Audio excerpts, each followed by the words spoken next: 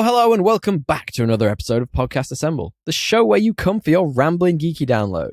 My name's Tommy, and I am delighted, as always, to be joined by my friend and co-host from across the pond. It's our resident Hidrus of the pod, DL. How are you, mate? Good. What'd you call me? Hidrus. That's going to come up later in this podcast. Wait, what is that? Oh, well, you remember in this movie when we're going to be talking about Monkey Man today, guys. We're going Hijras. Hidrus, oh. It's the trans warrior monk people. God. Okay. Gotcha. They're a great part of this movie. Yeah, for sure. Fascinating insight into culture that I had no idea about. Yeah, for sure. How are you, mate? Subculture. Subculture. Sub. I'm good, dude. Yeah, life's good. Can't complain. My man. Got to see a good movie this week. Oh my God. Once in 2 weeks. You know what I find fascinating? And someone made this comment to me. Apologies, I don't have the friend of the show up in front of me who said this, but the fact that we could make good content out of those dire movies says a lot about podcasting. I guess. And how much better we've got from the first ones we did. That's true. What did we watch? Scrooge McDuck or what was that movie? Which one? Oh, God. Something Duck. Howard the Duck. Howard. Just Howard. I feel like we should come back to that at some point. I don't know if we need to. I don't know if I want to rewatch that fucking movie. I don't know if we need to. Maybe they make something in the universe for Howard the Duck. He was in Guardians of the Galaxy very briefly, twice. For the end of it, like through one of the cuts. He was also. He has a line. He was also in the What If movies. But I don't understand why they didn't add more. Because it was one of the Seths, and they probably couldn't get in his schedule. Could be like. Do you want more Howard the Duck after that? I think they could do like a whole, Who Killed Roger Rabbit style story with Howard the Duck. There you go. I'd love to see that of that vein, like a adult cartoon. The bad guy in that terrified me my entire childhood. Genuinely terrified me. The weasels or something. He was like a dude. He was like you thought he was a human dude, and then it turned out at the end that his prejudice was because he was one of the cartoons. Like he was actually one of them all the time. I don't remember what he looked like, but they had the acid. And he had the eyes popping out. Oh, man. Yeah. Oof. Yeah. I don't know why as a kid that scared me so bad. Is Roger Rabbit dating Jessica Rabbit? Good question. Or is it just his muse? Why? Do you have a thing for Jessica Rabbit? I empathize. if it's the latter. Are you a furry and you've never told me? Jessica Rabbit is a human. What? Yeah. Google. Oh, wait, no. She's the redhead. So is that Jessica Rabbit? If anything, she's a furry. Okay, all right, yeah. Not me. If there's anything more than platonic friendship, I think you want more than that, deal.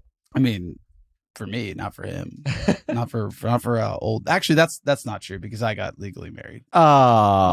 Good pivot. Good pivot. I made some tacos. I like what you did there. Did a little celebration. It wasn't even celebration Tuesday. Afterwards. Wasn't even Tuesday. What do you mean? I made Taco tacos. Tuesdays, of course. It wasn't even Tuesday. I mean, you for a celebration, you can do tacos anytime. That's what I thought. I mean, hence why I made them. And they were delicious tacos. Fuck, dude, I've been thinking about those tacos since then. I was so busy making them, I only had one. Which would you prefer, those tacos or pancakes? Oh, now those tacos. Yeah, really? The pancakes fad is past for me. Okay, all right. So I don't know. I got over it. Weeks after weeks. It did take weeks, but I got over it. I think it's because nothing's better than a good taco. I mean, yeah, they were pretty good, and you really tried to stay away from them. You were doing a really good job. I was devouring. Yeah, I was just trying to be a host. I don't know if you noticed this, but I have a very great way of pretending that I'm helping you as the host, first bite. So I can get the first bite. Yeah, it's perfect. I could tell. I helped a little. I can tell bit. when you're hangry because I did start coming over. I get quiet. I'm just it actually was you helpful. drinks. You helped me cut it up so it was all diced and still hot. Exactly. It's nothing worse than when you make like really good meat and you're like trying to cut it up and it gets cold by the time. You want someone who's there as like a guest to be half involved at least. Yeah, get over there, dude. Let's get involved. And that's why I get the first bite. Yeah, that's why you always got to do it. It is fair. I forgot to mention actually, we were just talking about this before we came on air. I should be coming out pretty much exactly the same time as this. And I said this a couple of weeks ago. I was on the Film Addicts podcast recently with resident of the show, Reegs, and friend of the show, Addy. We had a wonderful time talking about Dune. Once you've heard our Dune content, it's all downhill from there, really. But if you want similar content, which is, I mean, God, we laughed so hard. Some of the reels coming out of it are blooming fantastic, DL. So you guys should check it out. I'm going to link it in the podcast description for when it comes out. Please go away, let us know, give them a 5-star review, and just on that thought, why don't you give us a 5-star review while you're there in your podcast capture of choice? It's right there in your app that you're using to listen to us. Yeah, Blummin 5 stars. What's right there. What is that from? Blooming. Blooming. Darling. It's very British. Oh, okay. So Instead you're of just being bloody. You're just being you. I was being a Brit, darling. Got it. And there will also be time codes in the description, as always, supplied by friend of the show and editing genius, Mr. Matthew Bliss of blissery.fm. You can jump around. You can go to our main topic, which I'm pretty sure is going to be awesome to talk about because this movie was spectacular. I'm quite excited to talk to you about it. Or, you can stick around and listen to us chat about our weeks. But yes. Next question, DL. What's going on? What have you been up to?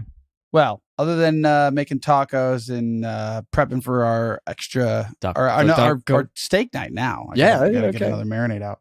I haven't been doing all that much watching of movies because we've been like playing catch up a bit. Well, that's good because I've been doing loads. Yeah, but I've been reading a book called Mythos about Greek mythology. It's kind of like a modern telling of like Greek. I've gods. seen this. Yeah.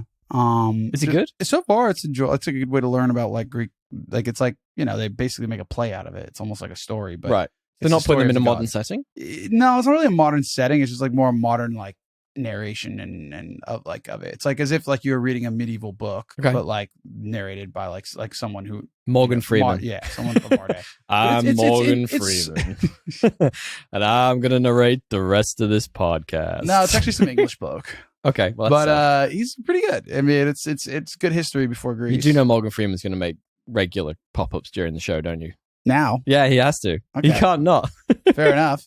I mean, I haven't having enough Freeman in my life, so. Well, I mean, I do love a bit of Morgan Freeman now and again. You've got you throw it in whenever you're ready. But I watched a movie then, so let me throw. Sorry, actually, do you recommend the book? So far, yeah, I'm like probably a third of the way through. Okay. I mean, if you care to like learn about Greek mythology, I love Greek mythology. I grew up with it. Yeah, it's a good way to listen. Me and my brother used to watch all the claymation animation movies when we were growing up. Perseus and the Minotaur, is that one of them? Something in the Minotaur. All of those. And they're like just the movies in themselves. I'd love to go back and watch them because the acting is probably terrible, but the claymation is just so cool. And I think that's what got me into movies in the first place. Claymation. As in this type of storytelling that wasn't necessarily just, reading from a book or listening to the radio. Having this weird visual of like a skeleton that's like, I don't know. It was just so good back in the day. Yeah. Well, and these stories are quite, they're actually like very tragic. Theseus and the Minotaur, that's the one. Yeah. I knew it. Is that the one with the maze? Yes, correct. Yeah. I mean, we're going to Greece, so you got to get a I'm trying to get a little bit of knowledge in before. Yeah. So I've been doing that. Yeah, I'd recommend it. How about you? Okay. I got first one I watched was a movie. Actually, they're both movies I'm going to recommend this week. So, actually, am I going to recommend this? We watched Spectre. So, the second to last in the Daniel Craig James Bond movies. Skyfall. Yeah, not that one. The Spectre one. So it's what's the song? I've forgotten the guy's name. Sam Smith. Sam Smith did the song to it. It's a bit warbly. But the thing I love about Bond movies is the opening. The weird mesh of like stuff flying into each other. Have some crazy. I love that. I've always liked that. I don't know why. You know what it does remind me of the Severance's thing. Reminds me of that. Like it's all these it's like their title animation. Okay. It's all these things going into each other. Okay, that's a fair a good call comparison. I like that. Yeah, okay. Because I did my rewatch recently. Yeah, of course. And I couldn't picture what it was reminding me of, but I think you just triggered it. Hit the nail on the head. Yeah, Spectre's an all right one. It gets a lot of flack, and what I really want to talk to you about just for a split second was actually we did an episode on Bond back when we were very fresh to this, when we were very green to podcasting. We talked a lot about Bond, its history, the Broccoli family, etc., etc., and Daniel Craig as a legacy of being James Bond. I'd love to get your take on it because he's had a wild ride. His first film redefined the genre by copying Jason Bourne.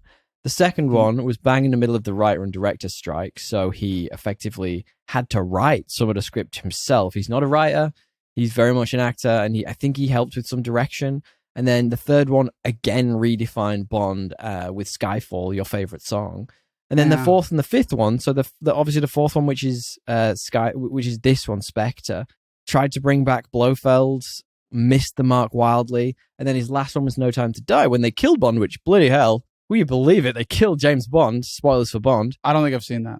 So they kill him at the end of it. There you go. but it's only all right. So you've got two wildly amazing Bond films, two which didn't really hit the mark, and one that's all right but has like a wild ending. What do you like? Where does that leave his legacy as James Bond? Because he redefined that character for a while. I think that I haven't seen all of them. I've only seen about half of them actually. So I don't know if I'm which ones haven't you seen? Apt to talk about it. I have only seen Skyfall. I've only seen and Casino Royale, and then I think I saw the one with Quantum of Solace. Yeah, well, that was a bad one. Where they were in a desert. That was the second one. Yes. Yeah, I saw that one too. They were just in a desert for ages, and it was that was the one. But that was the one that was in the middle of the writer's strike, and he was helping to write the bloody thing. I guess I think it's where does it come out? Overall good. Yeah. Okay. Overall good because the highs are high enough that overall good. If you make two really good Bond movies, which I think it's fair to say they did. Yeah. Agreed. What isn't that better than some of the other guys? I mean, GoldenEye was great for Pierce Brosnan, but I did not enjoy any of his other films. And that was it. Yeah, right.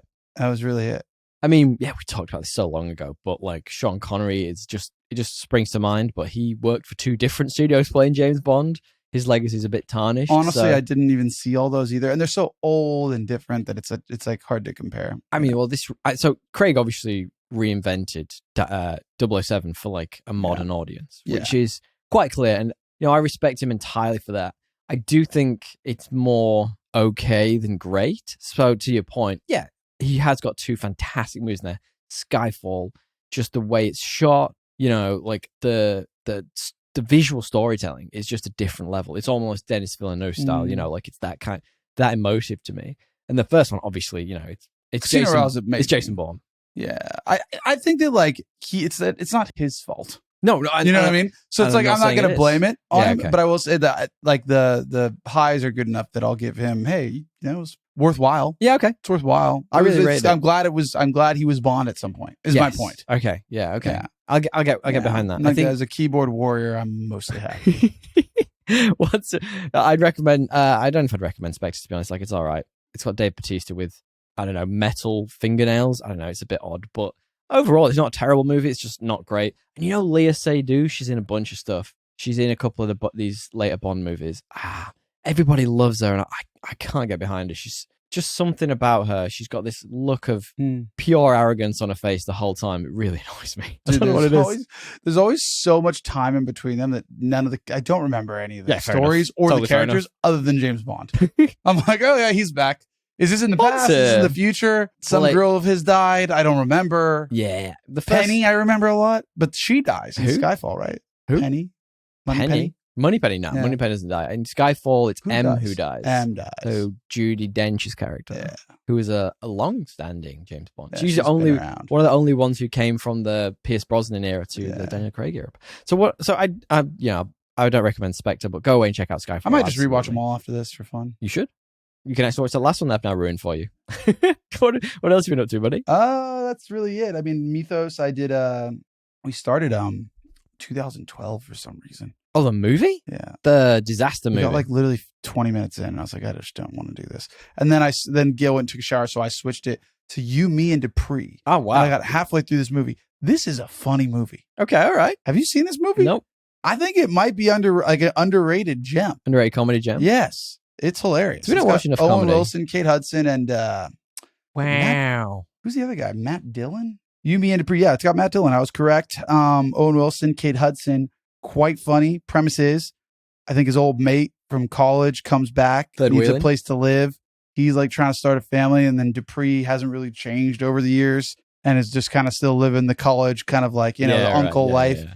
And just a lot of funny scenes, dude. Okay. Yeah, I was impressed. I think it's just maybe this was not so good in comparison to the things in its time. Yeah, sure. Because the early 2000s, that was peak for comedy. So many. 2000 to 2010 Wedding was Crashers, the best. Old school. And I think maybe this one just gets lost in the lore of all that. Okay. But when you go rewatch this one and you compare it to it's got a 5.6 on Rotten Tomatoes. I do not know why. Okay. I do not know why. Because it was hilarious. And I just think now when you compare it to all these movies out now, it's just so much better because obviously they're willing to commit to a joke. Yeah. Be bold, commit to a joke. Got Michael Douglas, Seth Rogen's in it. Michael Douglas is in it. Yeah, I'm gonna have to check that out. Yeah, it's on. I don't know what it's on. But so you'd recommend? I would recommend slapstick romantic comedy. Okay, feel good romance. Okay, I'll check that out. I could do more one of those. Comedy than romance, I'd say. You, Me, and or Dupree. Yeah, You, Me, and or maybe Dupree. I got one more before we move on. Yep. We watched a movie in the last week, so. This is a movie I wanted to talk about on the podcast about a year ago. And I'm going to say I'm glad we didn't. I'd still recommend if you're in for a nonsense action movie. So this is a movie called SISU, SISU.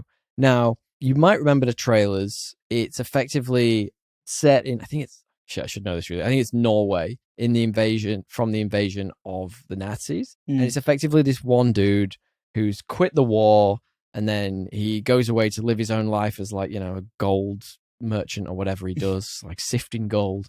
Gold miner then. Yeah, and then the Nazis find him, and then, like all hell breaks loose. And visually, and if you watch the trailer, you'd probably think that it's basically a Tarantino movie without the weird time jumps, without the non-static timeline. So in terms of, like the visuals and how it plays, like it's quite nice cinematography wise, like, and I kind of like the idea of this one man going up this against the set of Nazis and whatnot, but it is just so dumb. Like, not even like fun dumb at points. There's a bit when he gets, I'm not, probably spoils this movie. I wouldn't recommend you going away and watching it if I'm honest, but he gets hanged at one point. Hung? And yeah, he gets hung. Hanged or hung? Is it hanged? Who knows? One or the other. And he survives the night by, he has a bullet wound in his arm, okay? And there's a nail sticking out of the pole he's hung on, and he puts the nail in the bullet hole and holds himself up because his hands are tied behind his back. That's how he survives an entire night. Utter nonsense. Like, this guy, it's complete shite. Like, not even interesting. It's just plot armor. You know what I mean? Like, there's no... And by the end of it, by the end of it, it is almost in comedy territory. Like, do you want me to spoil this to you? Because I can if you want, because the ending's utter nonsense. Get rid of it, yeah. Okay, so the ending is, he finally gets his gold back that he worked all the time for, but he is in a plane which is falling out of the sky, hits the ground in a marsh, plane explodes, he survives. Like, what? Yeah, sounds bad. I'll skip it. Like, it was, so for the first like 45 minutes when it was kind of believable, I was like, this is primo. What drove you to watch this movie? Because I saw the trailers for it, and like I say, it's got that Tarantino vibe. It's an action movie. This is just a random director, though. Just a random. Yeah. It wasn't anyone I particularly had taken any notice of previously, but like I'm glad I watched it because it reminds me not every one of my choices is good when it's my no veto week, but worth a try. Got to keep you honest. Keep the pride to a low amount. You got to bring me back down. Yeah, don't get Tommy don't too get much above hubris. I mean, I don't know how he could have too much hubris because your partner is reading as fast as you are, faster even, really. Dude, when you've got all this, when you look like this, you don't need to read fast. That hubris needs to come down a notch. Guys, if there's anything we haven't talked about that you would recommend us watching, we had a recommendation this week to go away and watch Moon Knight.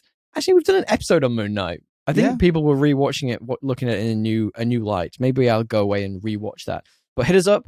You can find us at Podcast Assemble on Instagram or thepodcastassemble@gmail.com.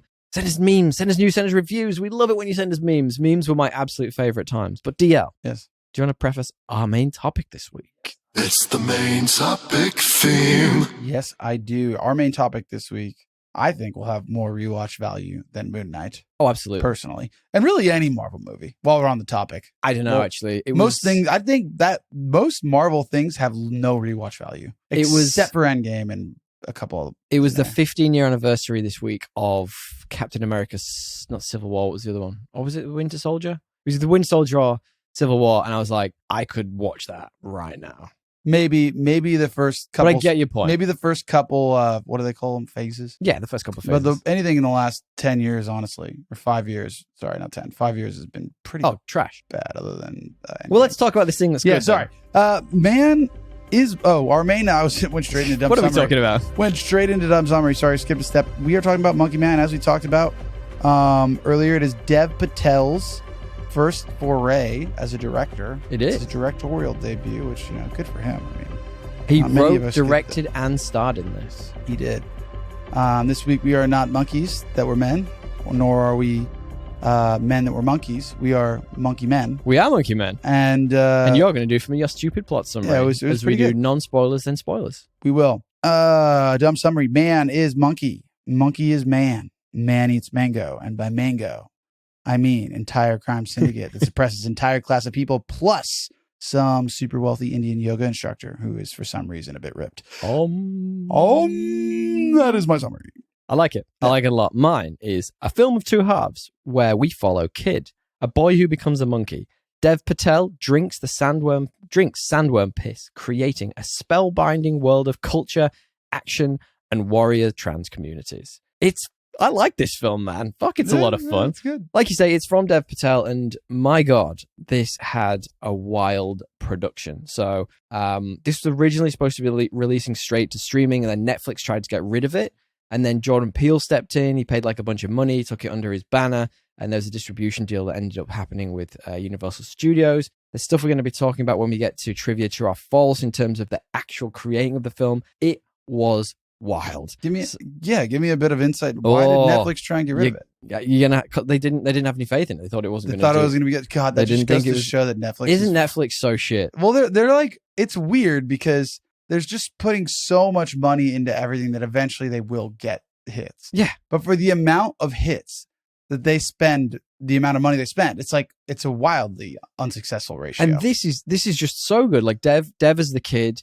I really like the cast for this. So Sharlto Copley makes a sneaky appearance in this. He's the tiger. I really, really like Alfonso, who's that. He's like the short guy with the limp, who's sort of like sort of dragged into the lifestyle, but doesn't really want to be there. I really liked the bad guy who was Baba Shacht, who was the religious leader you talked about. And then I really, really liked Indian Burt Reynolds, who was the like main bad guy you followed through it. So like that's Captain Rayner, who has the best mustache this side of India. Yeah, like everyone in this was great. Like the whole setup of it was fantastic. It was. I mean, like how Netflix can say like, oh, we'll do Extraction and that'll be great, and not do this. Like it's not. This is actually, there's more substance to it, but it's not that different of a movie in a lot of ways. Well, I mean, and it's like, why wouldn't this do well when it's like marketed to an entire, like one of the largest and fastest growing populations in the world, right? And B, when it's fresh, like it's a fresh cultural take on a familiar story. I think. Do you want to talk through the plot a little bit then? Yeah, it's an anonymous young man named, as you said, the Kid,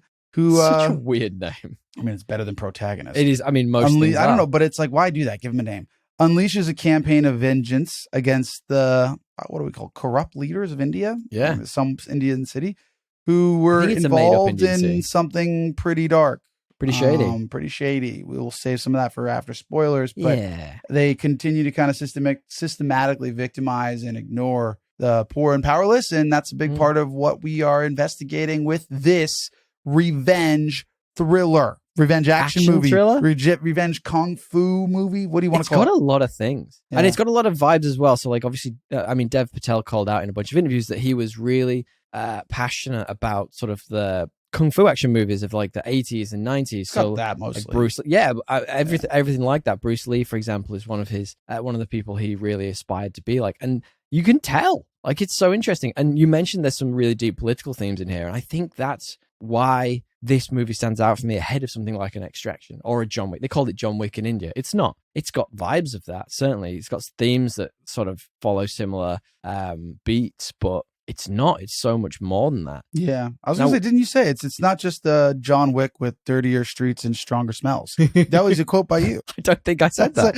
You said that. I said this is the wettest movie I've ever seen in my entire life. If he's not sweating his balls off, he's covered in blood. If he's not covered in blood, he's lying in a pool of like, I don't know, bathroom water that's all over the place. Water. It's literally, oh my God, it's a lot. It's a lot of things. And I feel like that is India though. India is a lot of, everyone that goes to India describes it as a lot. Yeah, okay. A lot of everything. Because it's chaos. Bad. Yeah. I mean, that's just like a fact. I've had 5 or 6 people who have gone say that literally is the first thing they describe. Yeah, okay, interesting. So they definitely nailed that. Well, one of the things I really liked in this, and we're sort of leaning into world building already, but is this real clear divide between the people of India, so like everyone else, and like this very small, rich portion of them who go to this club. And like the whole beginning of the movie, the whole setup of the first half, I actually didn't love the first half of the movie, but the first half is effectively Dev Patel as the Kid trying to infiltrate this rich person elitist club and work his way up gradually to being, you know,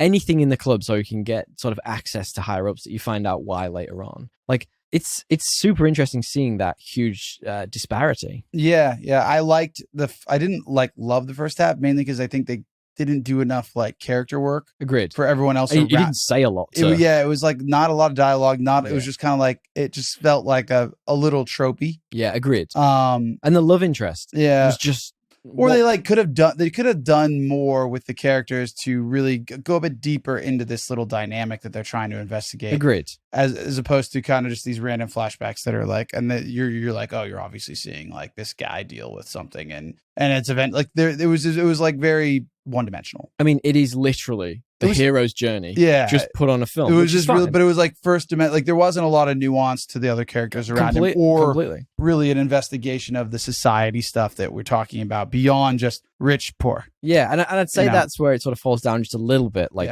and I wonder if that's a case of the fact that the studio, when they were working with Netflix, maybe pushed back on certain things. Because I know this had lots of things chopped from it. So originally it was going to have like rape scenes and stuff in it. So it was, I wonder if maybe it went exactly where those were going. Same. Don't necessarily think that would have like, I don't think that's what it was missing, was like more graphic. No, like, not at all. Like gnarly shit. Like they had plenty of that. I think it was more missing the subtle like character moments that like make this guy more than just like, but maybe that's the point. They're trying to make him into a myth. But I think it's a lot more interesting when like you choose to become a myth with other things around you that could pull you back to humanity. Yeah. Does that make sense? Like that's the Batman story. Like I think you get that in this as well in many ways. You get it, but I guess I wanted it to be like, I do feel my main criticism would be the characters around Dev Patel. Yeah. Are pretty like much 2 lines and 2 scenes. Agreed. Like, and they had real, but like, I guess they had a lot of potential. Like the one-legged guy, the fact that we never get like a rejoiner between them. Yeah, right. So that's Alfonso. Yeah. Like there's a whole bunch of stuff that happens, but like post a big part of the movie, they never really connect again. Yeah. And you don't get like an investigation of how he feels about not having to make, like, there's just more that could have been done there to build the relationships between the people that Dev Patel, the kid, interact with on his rise up before they know that he is this kind of angel of darkness. And even people coming over from the first half of the movie. So like we talked Sharlto Copley. So the movie starts with Dev Patel as it's effectively like wrestling in the terms of like it's fixed in quotation marks, but the blood's real and the fighting's real. And that's like, kind of in its own place. Yeah, there's this whole section of the movie that's set in this completely isolated reality that's totally different from everything else that happens in the movie. So, and Sharlto Copley's not supposed to be a good person in this, I don't think. I think he's a bit of an ass. But like that's kind of the point. But any of that could have followed over to, so he has that through line through the film, but it doesn't. There's a very clear delineation between him flicking over to being, the monkey man. Yeah, it kind of feels like there's this like part of this movie that was like this like mythic superhero tale almost. You know what I mean? I mean, it's the same tale as any superhero. Yeah, like it's like there's that part, and then there was like another cut of this film that had like a more nuanced investigation of like the societal structure of India and like different characters that could represent that, and that got like washed over and more favored for the latter, like the former part that I talked about, like the more mythic, which I would have liked a little bit more in the other stuff because it would make the mythic more real. Yeah, I agree with you. More relatable. Like I feel like this movie was missing like a couple scenes like directly from Gangs of New York. Okay. And like the like those scenes like when you see like Leo's character interact with Carmen Diaz as the prostitute. Like they have like more of a character moment that like shows the culture of New York at that point. Yeah, right. Do something like that with India. Do something like that with his mate that is the one, the one-legged guy. The love interest. Like more, a couple of those things sprinkled out that gives us a more in-depth look at the culture beyond just like, Sita. Rich and poor, as I said. I completely agree. And one thing that I called out to you like immediately when we started watching this was I don't love that kind of overdone trope of, so basically what happens is in the kid's mind, he's constantly going back to his childhood and seeing the things his mum taught him and leading up to his mum's eventual demise, which is a big point of the movie, and sort of a lot sort of swings around that point for him. I don't love that. It's sort of where they just cut little bits of the trauma or little bits of a memory of the mom of a happy memory over like 2 hours of the movie, and then at the end. I don't love that. I don't know that I like hate it. I don't know that I love it. I just don't know what else you do. Yeah, right. Does that make sense? Like, I agree. Like, I'm kind of like, because especially in the beginning, I was kind of like over it. I was like, we've seen this kind of stuff before. Put 5 minutes by the end, it was kind of like when it gets to the intense stuff and you're actually like, he's then in full kill mode. Like, that vibe was kind of crazy. Right. But like, I don't know how else you do it that isn't tropey though. That's like, I don't really have a way to, I'm not writing the script. I mean, they had to build a relationship between him and his mom with a dead person, right? The whole way through. Yeah. So like, I understand and I get why they did it. I'm a bit over it. Like, show me his motivations in some different way. And another thing, sort of almost leaning on what you were saying there about the underdeveloped characters, they had this through line of like a religious leader who is sort of manipulating in the background. You could kind of see where it was going through the movie. We won't get too deep into it, but I felt he was oddly flat. Like there wasn't much development for him. Nothing. Yeah. You didn't know any of his motivations. You weren't sure what his kind of deal was. I couldn't tell if they were trying to make it like, is he or is he not a villain? Yeah, right. And just by being vague, Same. Or because it was like, if they were, they did a pretty bad job of it, is my point. Same. Or if they were just like, he represents, there's the criminal corruption and then there's the religious corruption. Interesting. And he represents like each of those two things in the political corruption. And each one of these is going to represent a different version of how power corrupts. Yeah, okay. And wealth corrupts. They weren't well, fleshed out, shall we say? No. There's an interesting point while we're still leaning on cinematography and world building, was that due to some budget cuts on this film, some of the shots are actually like filmed on GoPros and iPhones. What? So I find that fascinating. So for example, some of the fight scenes. Yeah. And I think one of them there was a bit in a hallway when he's going down some stairs, and it just for no reason out of nowhere goes to first person. So it goes from Dev Patel's perspective from out of nowhere. And I think that's just because they were on a staircase. And gotta do what you gotta do. Yeah, you can't fit a big old camera in there, you know what I mean? Yeah. So they just had to do what they had to do in that moment. And there were bits like that if they had a bit more time, a bit more budget, I think could have really elevated this movie. Like, I really liked this, and we're probably being a little harsh on it right now, but I think there were little things like that and the fleshing out of some characters and the world they're in that could have really elevated this and made it like a cult classic. Yeah, I agree. Or more. Still a really good movie. Really good movie. So now that we've gotten all out of the way. Well, I like the characters. I like everyone in it, quite frankly. Yeah, every underdeveloped character, I'm only saying that because I'm like, man, they were actually really compelling, even in their base form. Right. Like, the actors were good. The position they played in the story, like, my mind's like, oh, there's so many things you could, base form. Like, they've not unlocked the upgrade yet. Yeah, they didn't evolve. You know what I mean? They aren't Pikachu into Raichu. Or yeah, okay. Like that. No, but you get my point. Like, they're all well placed for the narrative to do more than they're doing. Yeah, great. And get your mind racing, like, oh, where are they going to go? And then they end up, like the prostitute just ends up hitting the lady in the back of the head. Like, that was the culmination of her. Yeah, I was like, all right, well, you could have done more with that. But there were some good character choices in there as well. Yeah, they were awesome, and like they were really well acted. Really well placed. I really like the Burt Reynolds, the Indian Burt Reynolds, I called him before. That guy got more screen time than almost anyone in the movie. He was really good, and he held his own. Like, so there's an early fight scene with him. So there's a culmination in the middle of the whole film where the kid decides to take things into his own hands, and there's a fight scene between Captain, I think he's a Captain Rana and the kid, and my God, he holds his own. He's like a beast in that fight in the bathroom. Yeah, he is. That's the other one thing I'll say. Having no backstory for why this guy, other than he punches a rice bag. Yeah, like that could have. I think that's part of the missing piece. But anyway, I'll leave it at that. And that's what I was saying. I think the flashbacks back to the mother and the building's backstory in that, for me, it doesn't give him enough impetus. Yes. It's to do with his mother's cause. And it's more like that's a good point. A more interesting way to think about it would have been like, okay, like we see glimpses of this trauma. Yeah. But we're actually seeing like how does he get out of it? Yeah. What did he have to do? What did he have to learn? How did it create this person that's not only, has this revenge narrative, but also is equipped to do it and is probably been maybe even radicalized in a way, in his own way. And then like he's brought back from that in the transsexual temple. Yeah. So I mean, was it a temple? Yeah, it was a gathering. I don't know. They had like a community. Literally what it was. Yeah. And you're right. Dev's like the kids' motivations. Yeah. They, as solid as they were, like on the foundation of tropes they were built, they weren't interesting to me.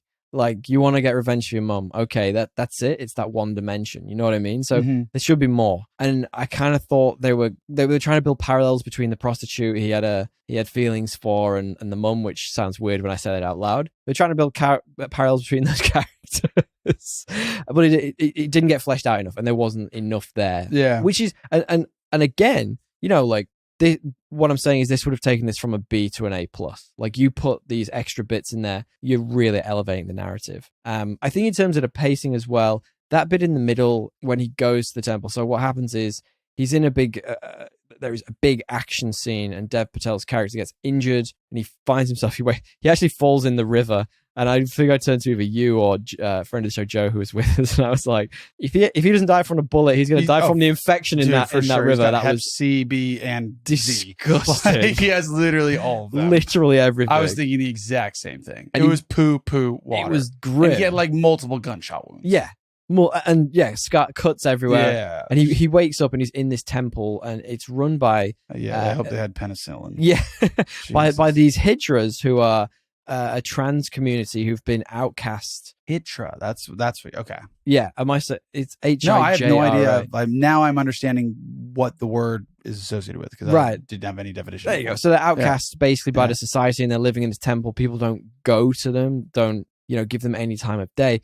But it slows the movie down. He has this like Rocky-esque montage of, like it's getting stronger. Like he is, becoming the John Wick, the action hero star in this. And there's a cool scene where he's sort of like learning to become that guy by punching a punching bag to like the beating of a drum. And I kind of like the family feel of that part, but it really slowed the movie down for me. Yeah. Like there was 20 plus minutes of just... I didn't mind that part. We're in a temple. I just knew I was going to get that. You know what I mean? Okay. Every movie like this has something like that. It needs that. And there's a lot of movies we've watched recently where there isn't a learning moment. There isn't a point where, something happens to instigate, his actual transformation into the badass. But I did find that a little bit slow and a little bit, not dull's the wrong word, but it was... I mean, what about the transsexual warrior monk that just jumps in and just destroys that rice bag? Bro, one punch. She just comes in and just does work. Big. Big. They bigger are. than... I mean, Dev Patel, to be fair, he's pretty ripped. Skinny guy. Yeah. Because like he is as ripped as he's ever going to be. And his arm is still like a fourth of her. It's the size of hers. But like, point being, he was pretty shredded for this role. Yeah, and I it's interesting. I think I've seen like clips of him talking about this, and he sort of said like he, as who he is, and as he's been kind of almost typecast by the industry and being a skinny tall guy, probably wouldn't get this type of opportunity in Hollywood. So he just kind of went and did it himself, and I respect that, man. Like, good for him. That's awesome. So guess how much it's cost to make? 10 million. How much did it gross this week? I think its opening weekend was 10 million.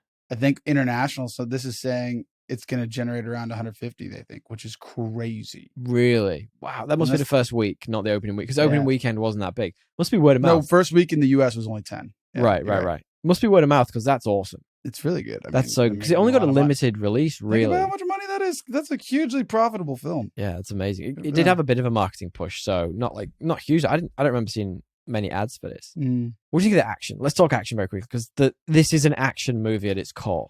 The action was phenomenal. Yeah, right? It was really good. Brutal. I'm just kind of like, it got progressively more brutal. That's what I wanted to talk about. Absolutely. Like, as the movie went on, like, and it was, I felt intentional.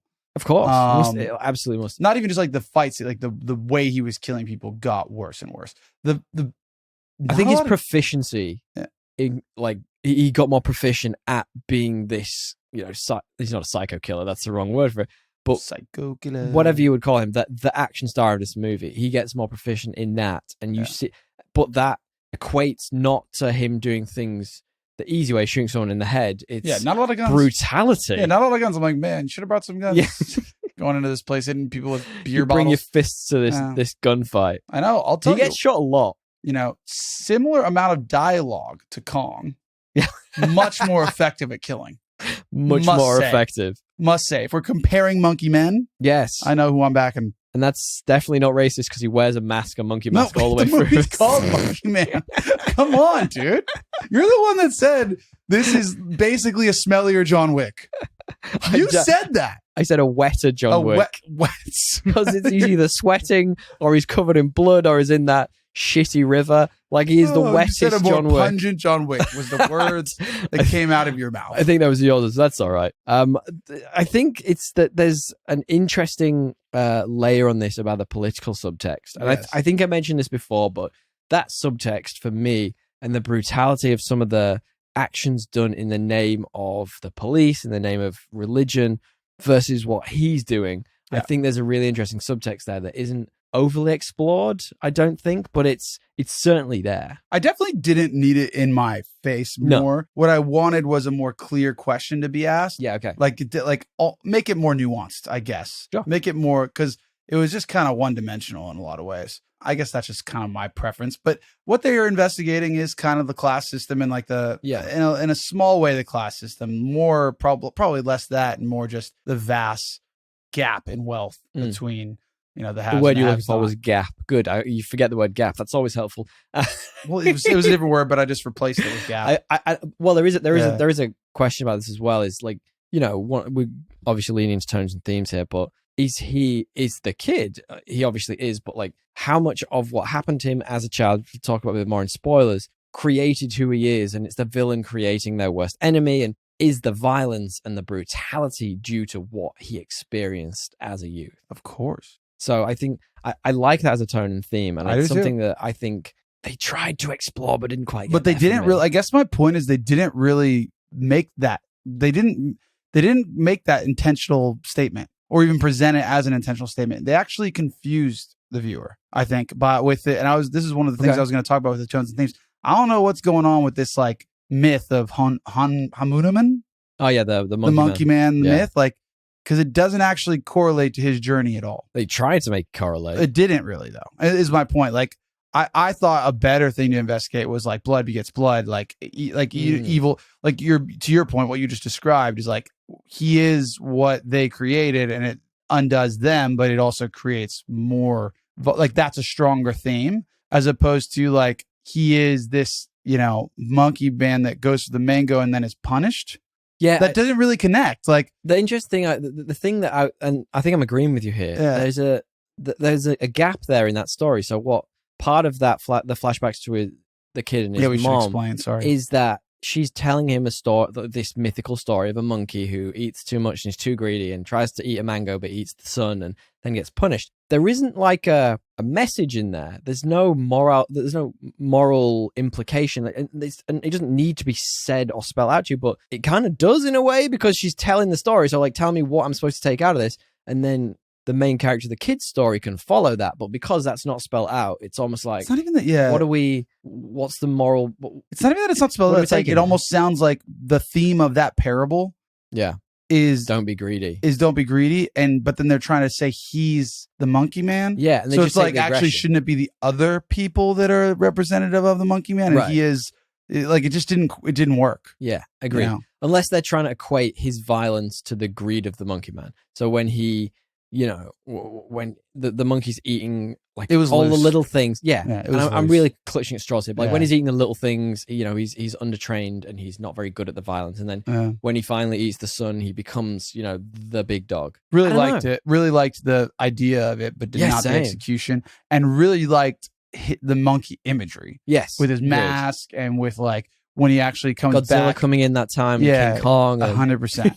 No, when he comes back and fights, and there's a point where he's basically paid to like lose fights, right? Yeah. And he comes in and the cloud. Whenever you're paid to take a fall, he's the heel. He's the heel. Whenever you're paid to pick a fall, it's like Chekhov's heel. Yeah, they're gonna do a fight where he comes back and you got to win and wins. Yeah, right. So, but then he becomes loved by the people, and that's another thing that doesn't get explored because he going against the system, the white man system, which is kind of almost baked into this at some level.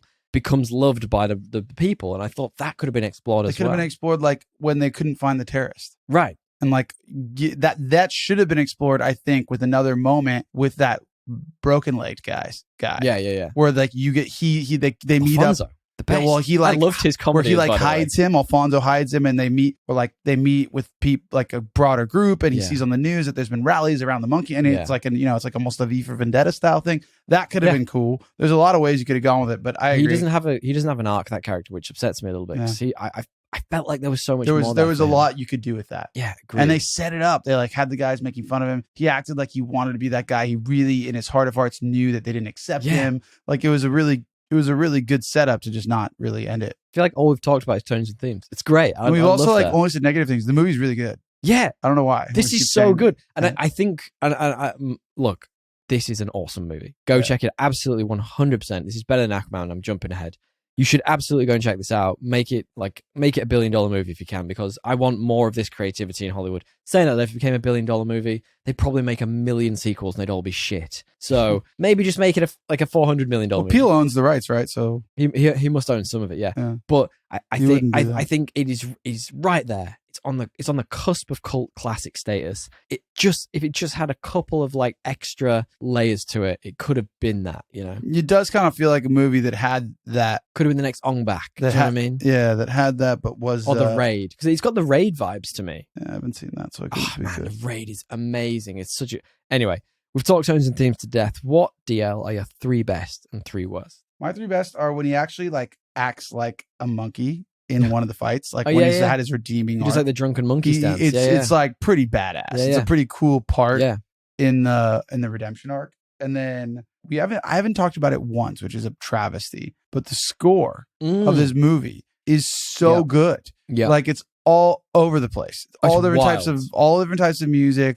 All like you'll have a chaos part that's like got like soft guitar, and then you'll have like another part that's like full on heavy metal rock. Yeah, it was just all over the place, but it was so well placed and kept you on your toes and always fit the moment, no matter how different it was from the last thing it was playing. My only thing I'd say is I think in the first half of the movie, it didn't always hit. And then there wasn't really anything for them to score in the first half. And then as it came through, it then like it really started to hit for me. Yeah. Well, it crescendoed really well, I should say. Agreed. Like the last half of the movie was really good. And then I think the other one was just obviously the fight choreography and stuff.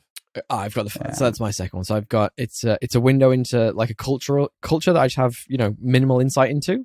Like I really like that this is different. It's showcasing something outside of the white man norm. I'm going to just say, because really that's Hollywood. Again, the fight choreography is fantastic. I know Dev Patel, I think he's a black belt in a couple of martial arts. So it's in him, it's in his blood. I'm glad he got the chance to do an action movie. And then I've got one of those, and if you'll let me, this bridges the best and worst for me. So I've got in best, and my first worst is the violence. So the violence for me, it's quite refreshing. Like I'm so used to pander to audiences, Disney-fied, mollycoddling movies that won't even show blood these days. Seeing this, I was like, holy shit. Even in the first like 20 minutes, I was like, he's getting the shit kicked out of him in the kickboxing ring, whatever it is. I was like, oh, this is amazing. But then as I go through it, then kind of flips to worst in a sense. I'm not saying it's bad, but it's quite shocking at times. There are bits where they go farther than they need to. They do take it. They want to. They want to shock you. Yeah. They definitely go farther than that. But that's kind of just a matter of taste at that point. And it is like I have it as a negative too, which is it wasn't for me. I could handle it. Like I looked away for sure at times. I was like, ooh, but I'm not. That for me, that's just it's like a meter, right? You can amp it up. You can put it down. If you are not a person that is a fan of gore, there will be multiple moments where you will need to kind of look away. There were times when I was like, for sure, squirmy, cringing. Do you want me to finish my worst then? Just I've started. The other one was sometimes some of the mixing wasn't great. So like some of the dialogue, I couldn't hear what they were saying. So there were bits of it, especially when they were in the temple. Well, there's also the accents as well with that. To be honest, look, like as somebody who doesn't handle Indian accents well, it was harder for me to understand with that mixing issue. My partner's got a Pakistani heritage. Like I'm good with all that.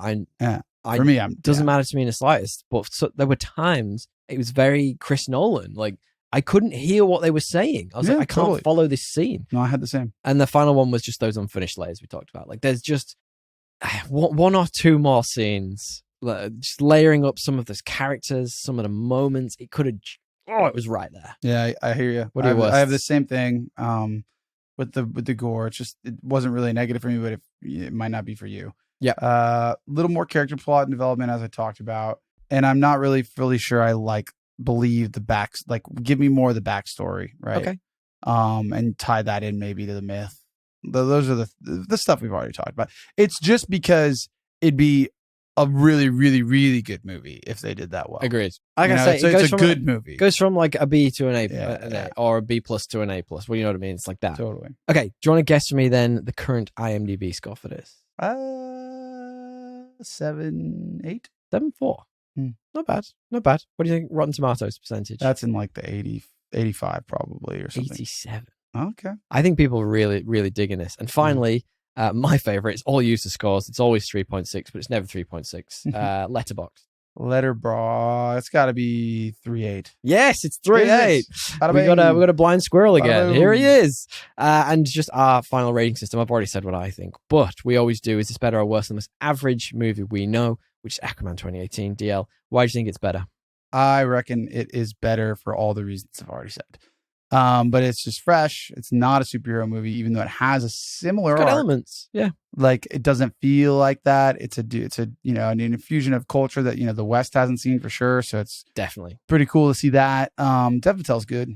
We haven't even talked about him that much, but he's pretty damn good. I feel like there's a stigma around sort of Bollywood movies that they're silly and corny, and they have dance numbers and they do silly action stuff. Whereas this brings hard hitting from that culture, just in a way that I was not ready for. I haven't really seen anything from Bollywood, but I'll say that it was just refreshing to get another perspective on agreed. culture action movies. Yeah, and honestly, just like a movie that knows what it's trying to be mostly, which is an action movie, and does that well. Agreed. Spoilers? Well, everybody dies. There's a lot of people who are going to die in this all the bad movie. people. It does go that John Wick bit at the end where he just murks everyone. But then he gets stabbed too. Does he? He does. He does. You told me that. You reminded me. I forgot. Yeah, he does. Yeah, he does. You're right. And I think he's probably would die from that stab. I think so too. But I also thought he'd die from the poo-poo water. So look, to round out the actual story of this. So what's actually happening is that Dev Patel, as a child, when he's a kid, not the kid, his family and his community is being driven out of their homes by what looks like the police in some sort of relocation or whatever that looks like, in a bit of land, which it turns out eventually is built on by this religious leader who we talked about and wasn't particularly well fleshed out, in my opinion, creating what seem like sweatshops, but a community for his religious people. That helps power manufacturing. And exactly. It isn't necessarily fleshed out where that leads in terms of the land, but they're relocated. His mum gets brutally murdered while he's in the attic. Watching her get basically raped. It's implied, but not shown. Yeah. And then the police guy, what was his name? Sorry, I've completely forgotten his name. Mustache dude. Yeah, Rana just sets her on fire. Yeah. And that's how he gets his hand burns, because his kid's trying to put out his. We haven't even talked about the hand burns. I was going to say that scars on his hands. So you're kind of wondering what actually happened the whole movie. And he keeps lying about it, a bit like the Joker. Yeah. It's a different story every time he tells. The trailer dropped, by the way. Yeah, for the Joker too. Yeah, it's something. Yeah, it is something. Something. Yeah, so he burns his hands, and that's a big spoiler that you kind of figured had something to do with his mom the whole movie, because they basically told you. I didn't know that. I thought it was going to be. Interesting, because I thought that was going to be something along the lines of the police caught him and tortured him so that he wouldn't speak, something along those lines. It looked pretty clearly like burns, and I was like, okay, he could have burned his hand. He kept going back to a vision of the village on fire. So I was like, I don't know, something's happening. True. One thing that I was interested in, and I kept thinking all the way through the movie, and really glad they didn't go this route, was I thought they were going to make Rana like his dad or something, and it was like God, no, that's just what does that add? But no, absolutely nothing. I hope. But it wasn't. I'm not saying it was exactly hinted at, but there's subtext there. You could have been a bit like, maybe Rana raped his mom and whatever, and he was the offspring from that type thing. You know what I mean? So it was in the back of my mind, and I was like, thank God they didn't go that route with it, because that wouldn't have been a good angle. I agree. The hedgerows went wild, by the way. Oh yeah. So there's a scene where explain the final action scene. So they're like, well, is it at the final? It's basically he's invading the hotel that is the stronghold for this club and all the people that represent the things that he hates. And I really like that. Yeah. That is a concept. Of him, the lower class rising up. Yeah. Through this level by level. In a nice suit through this hotel of elitist club, right? Elitist pleasures. It's up to the top where there's just a bunch of prostitutes and cocaine and all the richest of the rich. And so you see him just go level by level attacking people, and at one point, it's crazy action sequence, and he's you're like, oh dude, is he gonna be able to get out of this? I thought it was gonna be the Kill Bill thing, where it's the crazy 99 or whatever they're called. I thought it was gonna be that. Yeah. And then no. And instead you get monk, warrior, transvestites bursts through the door. It's awesome. Yoked. It's Just taking everybody awesome out. Scene. Yeah. I love the it's not armor really. It's whatever the outfit is they're I don't know in. what they've got going on. It's like a ceremonial war armor almost or outfit. It looks so freaking cool, and they're like just beating the shit out of these guys. Man, it looks so epic. Yeah, and one of them in one scene when they look back and he's like, "Get on the elevator," because they're like holding back a group. Looks exactly like Joe Rogan.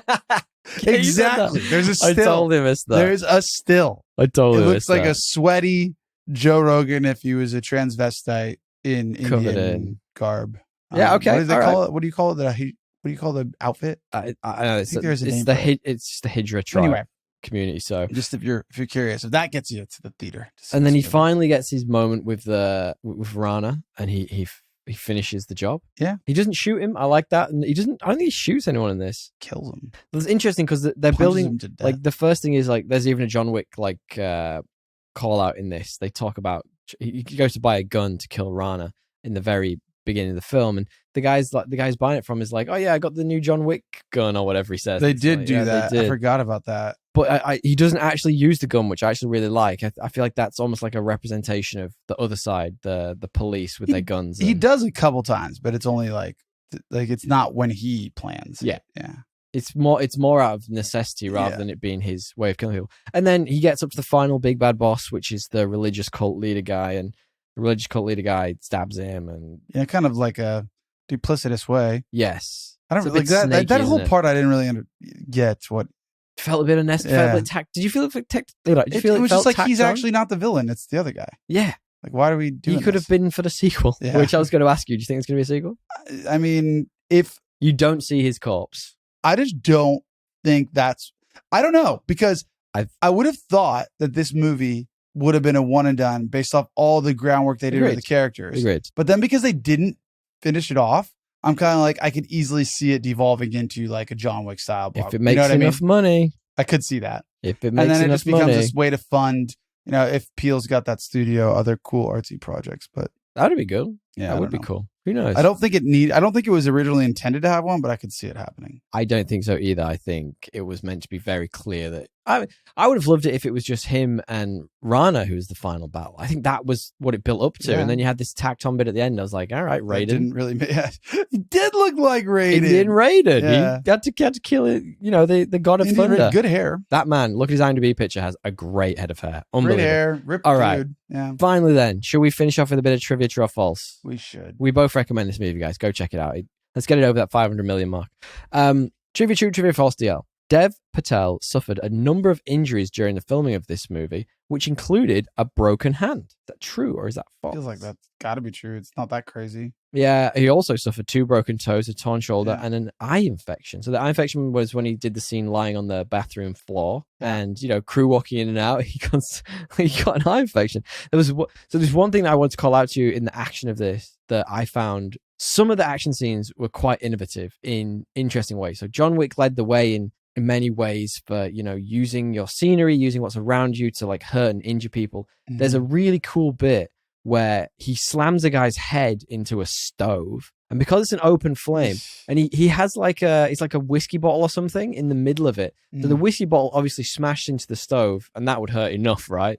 But then obviously it explodes. The fire comes up and engulfs this guy's head. Owie. Right? Owie is brutal. And I mean, not quite as bad as Dev Patel's actual injuries, but No, but I mean, honestly, it looked like an owie. It did. Okay, trivia true, trivia false, DL. Mm-hmm. In the original cut, it was going to be revealed that Police Chief Rana was the kid's father. Is that true or is that false? False. It is false. I made it up. That was my idea from the movie. I shouldn't have said anything earlier. God damn it! I've ruined it. You gave it away. I ruined it. Trivia true, trivia false, DL. Finally, originally the shoot was located in India in early 2020 before production was put on hold during the pandemic, and it got moved to Thailand. Is that true or is that false? True.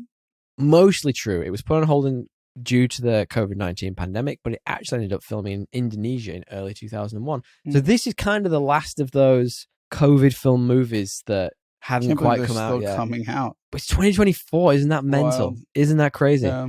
All right. Well, thank you all for sticking with it. We do really appreciate it. But before we get to our wrap-up section, DL, we had a request And we haven't done correspondence for a long old time, but this is one that I had to call out. We will, if you guys send us stuff on Instagram, we're at podcastassemble or thepodcastassemble@gmail.com. We will absolutely call you out. But friend of the show and resident Reeks actually hit me up and asked me for a favor. Now, apparently his sister heard our podcast and said, I have a very nice voice. So thank you very, very much. I really appreciate that. That's really sweet of you. He said also to call you Eggy. So Eggy, that's, this is for you. So I was asked to say this, and I'm only going to say a couple so I don't go too long here. I'm only going to say a couple of these paragraphs here. So this is from Dr. Seuss, DL. But Eggy, you can think up some birds. That's what you can do. You can think about yellow. You can think about blue. You can think about red. You can think about pink. You can think up a horse. Oh, the thinks you can think. Oh, the thinks think up if only you try. If you try, you can think up a guff going by. And that's all I'm going to do for now. But I'll do that, Eggy, if you leave us a 5-star review on your podcast capture of choice. We appreciate you sticking with it through this podcast. I forgot how trippy Dr. Seuss was. So fucking trippy. Wild. I haven't read it in many, many years. Yeah, it's a hard read. I hope that if you have any more kinks you guys want me to do, you can check out my OnlyFans. It's like God, dude, there's something for everyone out there. We thank you very much for sticking with it, guys. DL, do you want to wrap up the show? Of course, 5 stars, baby. A big thank you to Matthew Bliss for editing and mastering this week's episode. And if you'd like, to podcast yourself, you're a budding podcaster. Get him on your team. You want someone to help you out. It's hard stuff, I hear. Get in touch with Matt at business@mbpod.com or head to mbpod.com to find out more about his services. If you want to hear his work, he's also got a podcast from My Home to Yours with his wife, where he talk about, expatting, repatting, all that kind of stuff, moving around the world, and all that goes with that. So have a listen. Check out his dulcet tones. It's a very wholesome podcast. Check out his dulcet, soothing tones. There's no Dr. Seuss. Got to be more soothing than mine. But there's plenty to love about it all. Otherwise, you can find us at thepodcastassemble@gmail.com or podcastassemble on Instagram. Got it right, baby. That's really all there is. I got to say, it was a fun movie. Love talking about it. Go watch Monkey Man, not the other monkey film. Yes. Of the monkey films we've seen in the last 3 weeks, this is a far superior monkey. Way too many monkeys in these films. Yeah. Anyway, until next time, Tommy. Tally ho. Tally ho. Baby.